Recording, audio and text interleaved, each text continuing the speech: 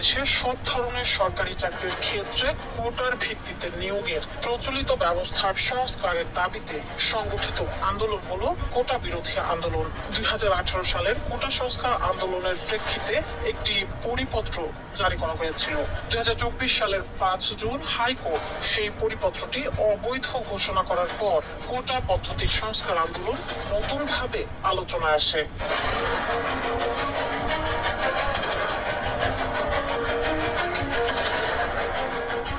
শুরুতে আন্দোলন সভা সমাবেশের মধ্যে স্থির থাকলেও 14 জুলাইয়ের পর তা তীব্র আকার ধারণ করে।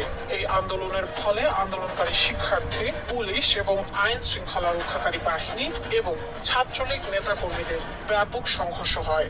এতে দেশ জুড়ে সহিংসতায় শতাধিক মানুষের মৃত্যু, বহু মানুষের আহত হওয়া, রাষ্ট্রীয় গাড়ি, ভবন অগ্নিসংযোগ, জেল ভেঙে কয়েদি পালানো সহ সহিংস ঘটনা, ক্ষয়ক্ষতির ঘটনা ঘটে। 19 জুলাই বিকেলে চোখে গুলি লেগে 4 বছর বয়সী এক শিশু নিহত হয়। তার নাম আহাদ। ঢাকা যাত্রাবাড়ির রায়েরবাগের একটি ভাড়া বাসায় এই ঘটনা ঘটে।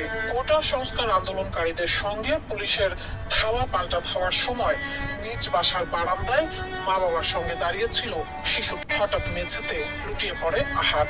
ছেলেকে ধরে তুলতে গিয়ে রক্তে ভিজে যান বাবা আবুল হাসান ও মা সুমি আক্তার। ছেলেটির ডান চোখ গুলিবিদ্ধ হয়ে সে গুলি মাথার ভেতরে আটকে যায়। গুরুতর অবস্থায় তাকে ভর্তি করা হয় ঢাকা মেডিকেল কলেজ হাসপাতালে। তাকে আইসিইউতে লাইফ সাপোর্টে রাখা হয়। পরের দিন রাতে আইসিইউতে চিকিৎসাধীন অবস্থায় মারা যায় 4 বছর বয়সী শিশু আহাদ। আহাদের চাচা বলেন, তার ভাই আবুল হাসান রায়েরবাগ এলাকায় 11 তলা ভবনের 8 তলায় স্ত্রী সুমি, বড় ছেলে দিহান ও ছোট ছেলে আহাদকে নিয়ে বসবাস করতেন। হাসান ঢাকা আয়কর বিভাগে চাকরি করেন। হাসানের গ্রামের বাড়ি ফরিদপুরের ভাঙ্গার মানিকদহ ইউনিয়ন পরিষদের পুখুরিয়া গ্রামে। তিনি জানান, রোববার বিকেলে ময়নাতদন্তের পর আহাদের মরদেহ পরিবারের কাছে হস্তান্তর করা হয়। সন্ধ্যায় অ্যাম্বুলেন্সে পুখুরিয়াতে নিয়ে যাওয়া হয়। রাতেই বাড়ির পাশে দাফন করা হয় ছোট্ট শিশু আহাদকে। এর আগে তাদের কোনো পারিবারিক কবরস্থান ছিল না।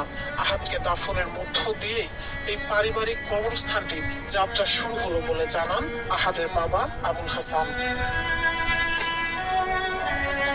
21 জুলাই বাংলাদেশ সুপ্রিম কোর্ট হাইকোর্টের দেওয়া রায় বাতিল করে ও সরকারি চাকরিতে মেধার ভিত্তিতে 93% নিয়োগ দেওয়ার নির্দেশ প্রদান করে। 23 জুলাই এই বিষয়ে সরকার প্রজ্ঞাপন জারি করে।